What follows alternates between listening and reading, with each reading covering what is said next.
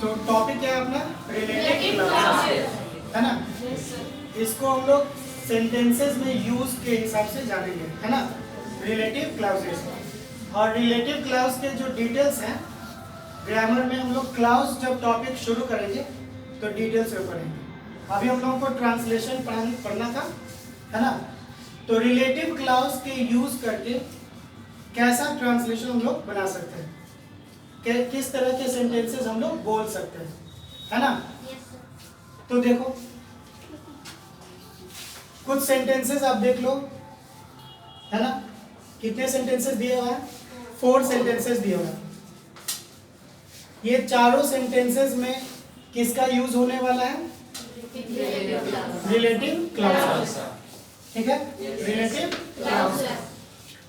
तो क्लाउज के बारे में थोड़ा सा जानकारी आपको पहले से है, कॉन्सेप्ट दिया हुआ है क्लाउज के बारे में कि clause is a simple sentence, है ना?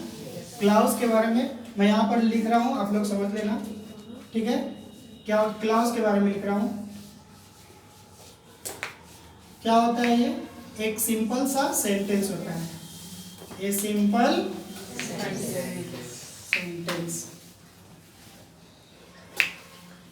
At least, ठीक है ना? That has at least a subject and a verb। और ये verb कैसा होना चाहिए? ये verb finite verb होना चाहिए, है ना? Yes, sir। ये इसको बोलते हैं क्लाउज। तो रिलेटिव क्लाउज है ये, इस वर्ड से आपको समझ में आ रहा है कि रिलेटिव क्लाउज क्या करा जाए? ये वो क्लाउज होगा जो रिलेशन बताएगा, है ना? एक सेंटेंस में किसी वर्ड से या एक क्लाउज का दूसरे क्लाउज से क्या बताएगा? रिलेशन। इसीलिए इसको नाम दे दिया गया रिलेटिव क्लाउज। क्लियर हो गया? Yes sir. ठीक, तो रिलेटिव क्लाउज हम लोग यूज करके देख लो।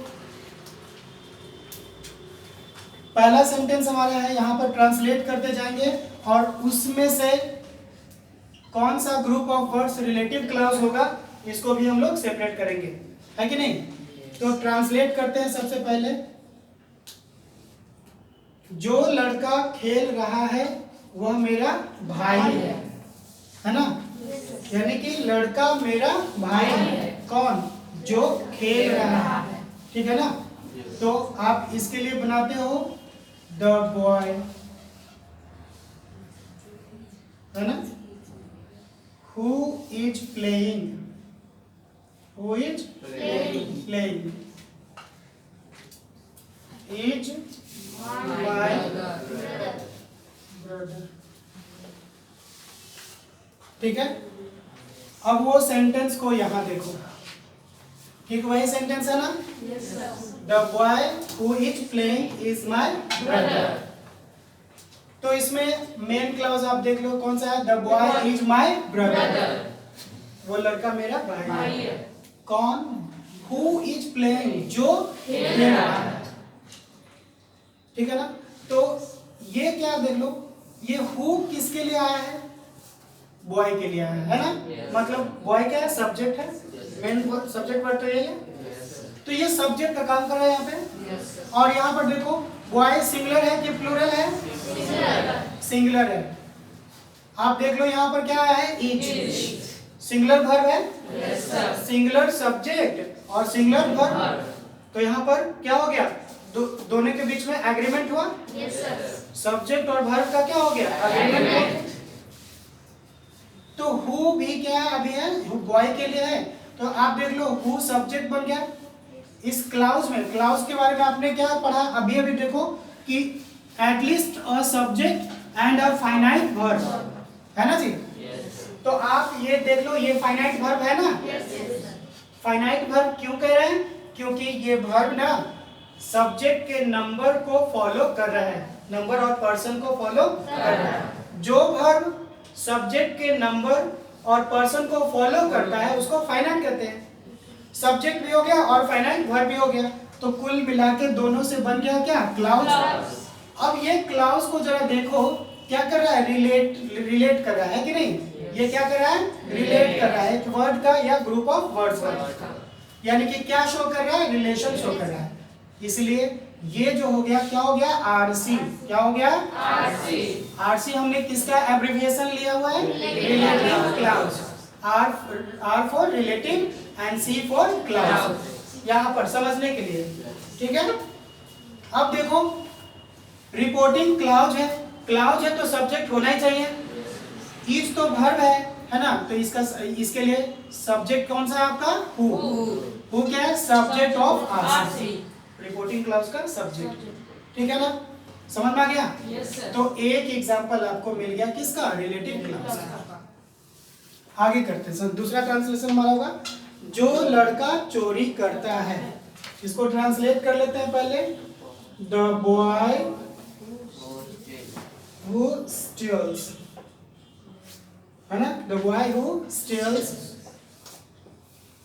सजा पाता है, गेट्स पनिशमेंट, गेट्स पनिशमेंट, है ना। The boy who steals gets punishment.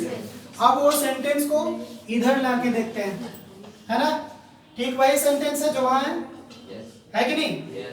तो आप देख लो, the boy gets punishment, the boy gets punishment, लड़का सजा पाता है। कौन लड़का सजा पाता है? जो चोरी करता है। तो ये वर्ब है कि नहीं? फाइनाइट वर्ब है, और तो सब्जेक्ट ये वाला है, ठीक है ना। तो सब्जेक्ट और फाइनाइट वर्ब होता है तो वो क्या बन जाता है? और ये क्लाउज देखो, लड़का सजा पाता है, कौन? जो चोरी करता है। ये इस क्लाउज का इस ग्रुप ऑफ वर्ड या ग्रुप ऑफ वर्ड से क्या है? रिलेशन है, ये रिलेट कराता है कि नहीं? ये क्या कराता है? इस, है ना, इसको रिलेट कराता है। इसलिए हम इस पूरे ग्रुप ऑफ वर्ड्स को क्या कहेंगे? रिपोर्टिंग क्लाउज कहेंगे। समझ में आ गया? ये हमारा दूसरा एग्जांपल हो जाएगा किसका? रिपोर्टिंग क्लाउज का। और ये हु क्या है यहाँ पर? Subject of reporting clause, subject of reporting clause. समझ में आ गया? थर्ड सेंटेंस को ट्रांसलेट कर लेते हैं। जो कठिन परिश्रम करता है वह सफलता पाता है कि नहीं? जो के बाद कोई नाउन नहीं है, नाउन या प्रोनाउन भी नहीं है, सिर्फ है जो, उसके लिए हम लोग क्या लाते हैं? वन, ठीक है ना, या क्या लाते हैं? दो। अब चूंकि सिंगुलर मानते हैं तो वन ले आएंगे, नहीं तो फिर दो लाएंगे। प्लूरल मानते हैं तो दो। ये खुद पर आप पे डिपेंड करता है, आप क्या मानते हैं। तो जो कठिन परिश्रम करता है, one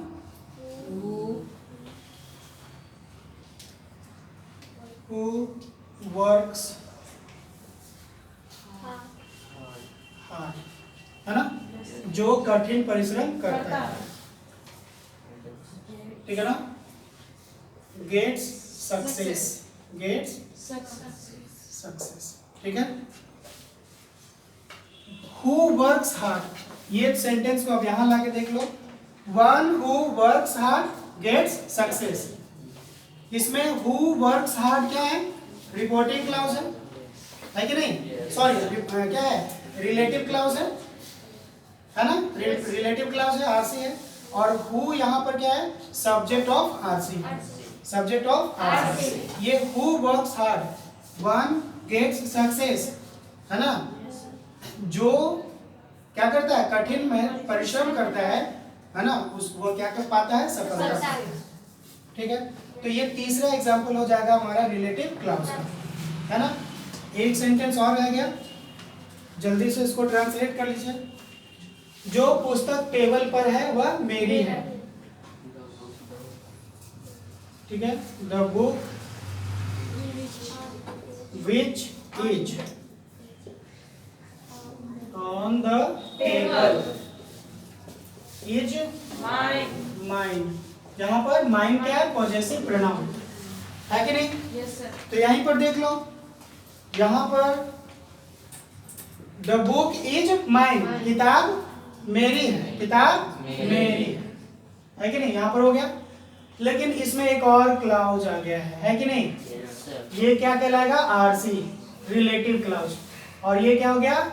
subject of RC, subject of RC. तो 4 एग्जांपल्स आपके पास हो गए किसके? Relative clause. सेंटेंस में रिलेटिव क्लॉज क्या फंक्शन परफॉर्म करता है, ये 4 एग्जांपल से हम लोग समझ लिए, है ना? अब इस पर ज्यादा आपको कैसे पकड़ आएगा? आप इस तरह के बहुत सारे सेंटेंसेस को घर जाके क्या करेंगे? बनाएंगे और परफेक्शन लाएंगे, है कि नहीं? अब कुछ इंपॉर्टेंट बातें, ये तो देख लिया, इसको समझ में आ गया था? जब जो के बाद कोई नाउन या प्रोनाउन नहीं दिखाई दे आपको, सिर्फ और सिर्फ जो रहे, तो आप क्या लोगे? 1 या 2 जो। देखना होगा कि सिंगुलर के लिए यूज करना चाहते हो कि प्लूरल के लिए, ठीक है? आगे देखते हैं। नोट, कुछ सेंटेंसेस दिए गए, वी हैव 3 सेंटेंसेस। इसमें क्या नोट करने वाली बात है, समझ लेते हैं।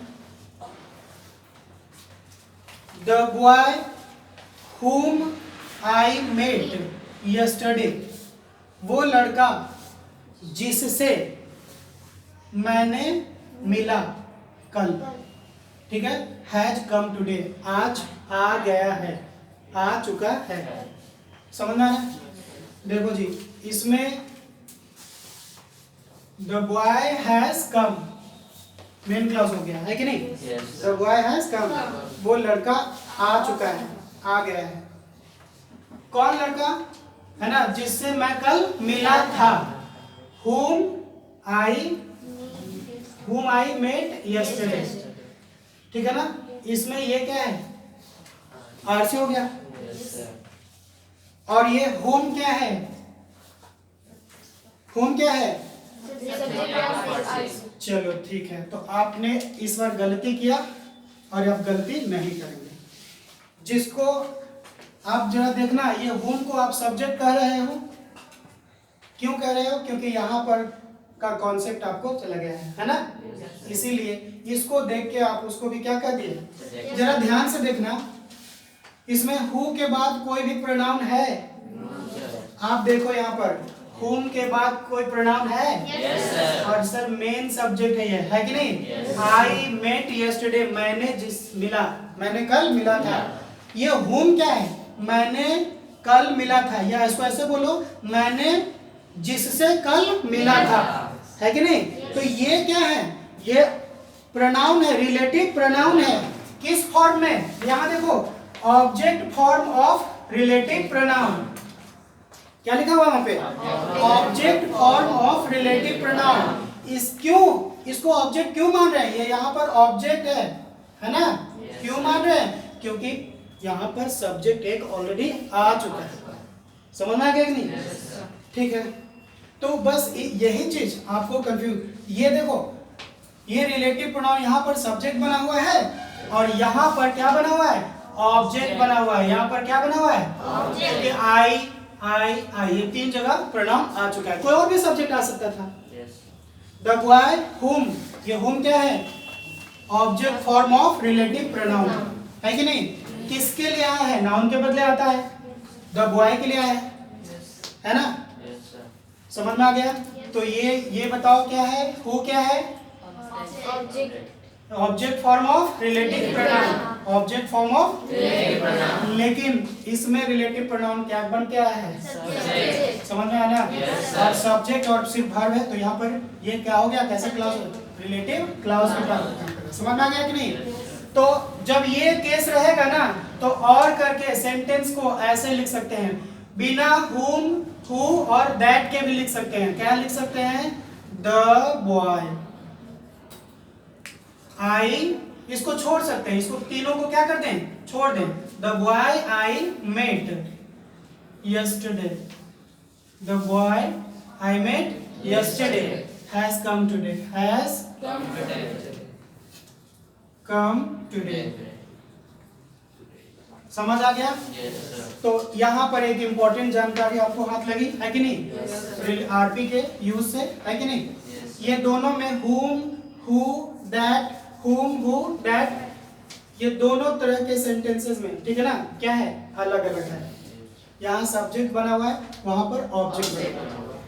तो रिलेटिव क्लाउजेस का फंक्शन और उसके कुछ फॉर्म आपने देख लिया है ना। क्लास में डिटेल्स में हम लोग सभी चीजों के बारे में जानेंगे, है कि नहीं। इसको नोट डाउन कर लीजिए समझने के लिए, और ढेर सारा प्रैक्टिस एक्सरसाइज करेंगे। ओके, ठीक है, जो बचा हुआ है नोट डाउन कर लीजिए।